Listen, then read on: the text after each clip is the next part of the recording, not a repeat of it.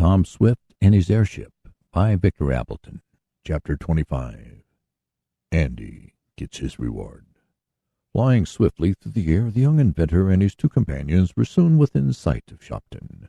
As they approached the town from over the lake and a patch of woods, they attracted no attention until they were near home, and the craft settled down easily in the yard of the Swift property. That the aged inventor was glad to see his son back need not be said, and Mrs. Baggert's welcome was scarcely less warm than that of Mr. Swift. Mr. Sharp and Mr. Damon were also made to feel that their friends were glad to see them safe again.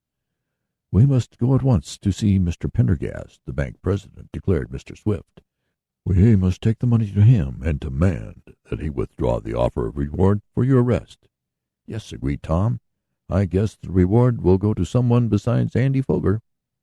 There was considerable surprise on the part of the bank clerks when our hero and his friends walked in, carrying a heavy bag, but they could only conjecture what was in the wind, for the party was immediately closeted with the president. Mr. Pendergast was so startled that he hardly knew what to say when Tom, aided by Mr. Sharp, told his story. But the return of the money with documents from Sheriff Durkin, certifying as to the arrest of Morse and Happy Harry, soon convinced him of the truth of the account. "It's the most wonderful thing I ever heard," said the president. "Well, what are you going to do about it?" asked Mr. Damon. "You have accused Tom and myself of being thieves and—" "Apologize most humbly," exclaimed Mr. Pendergast. "I also—" "What about the reward?" went on Mr. Damon. "Bless my banknotes, I don't want any of it, for I have enough. But I think Tom and Mr. Sharp and the sheriff are entitled to it." "Certainly," said the president. "Certainly. It will be paid at once. I will call a meeting of the directors. In fact, they are all in the bank now, save Mr. Foger, and I can reach him by telephone. If you will just rest yourselves in that room where I will summon you before the board when it convenes, and be most happy to pay over the $5,000 reward. It is the most wonderful thing I ever heard of. Most wonderful." In a room adjoining that of the president, Tom, his father, and Mr. Damon waited for the directors to meet.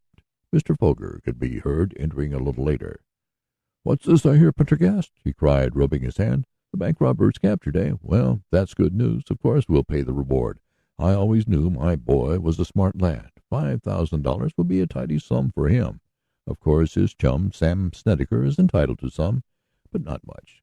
So they've caught Tom Swift and that rascally Damon, eh? I always knew he was a scoundrel, putting money in here as a blind."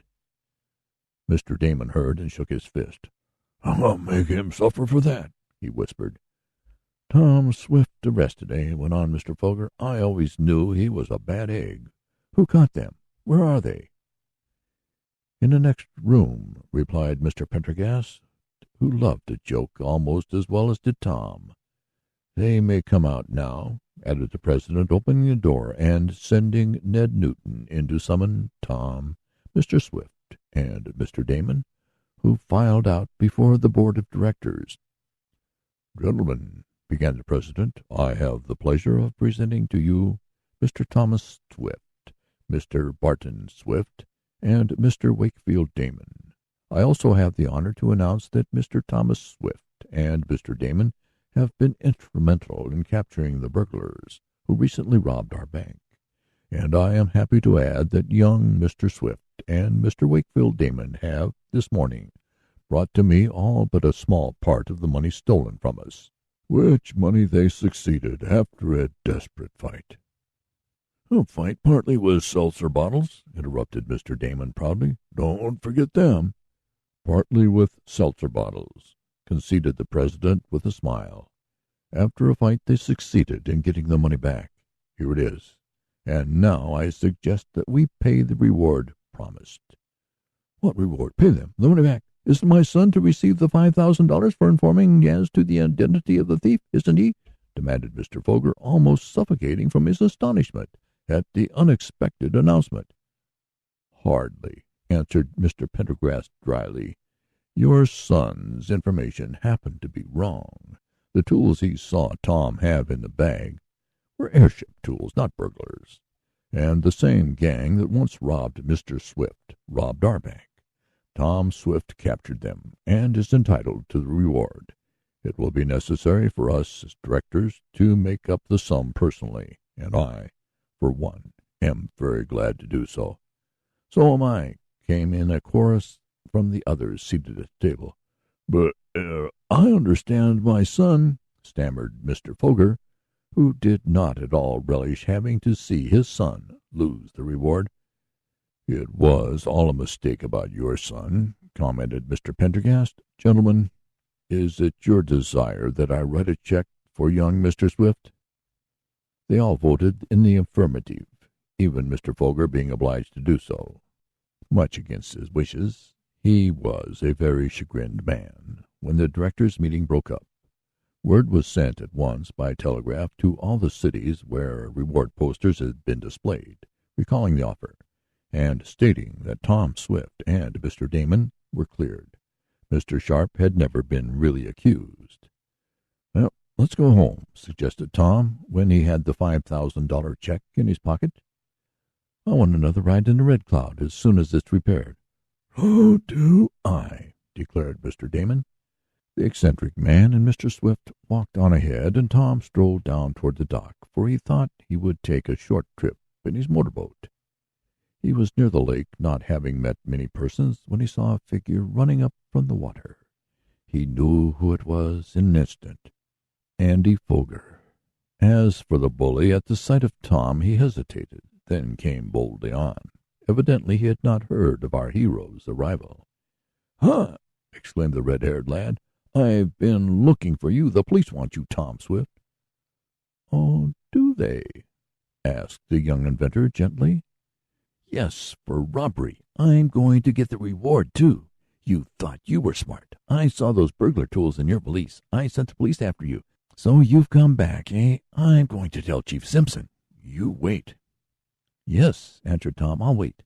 So the police want me, do they?" "That's what they do," snarled Andy. "I told you I'd get even with you, and I've done it." "Well," burst out Tom, unable to longer contain himself as thought of all he had suffered at the hands of the red-haired bully, "I said I'd get even with you, but I haven't done it yet. I'm going to now. Take off your coat, Andy. You and I are going to have a little argument." "Don't you dare lay a finger on me," blustered the squint-eyed one.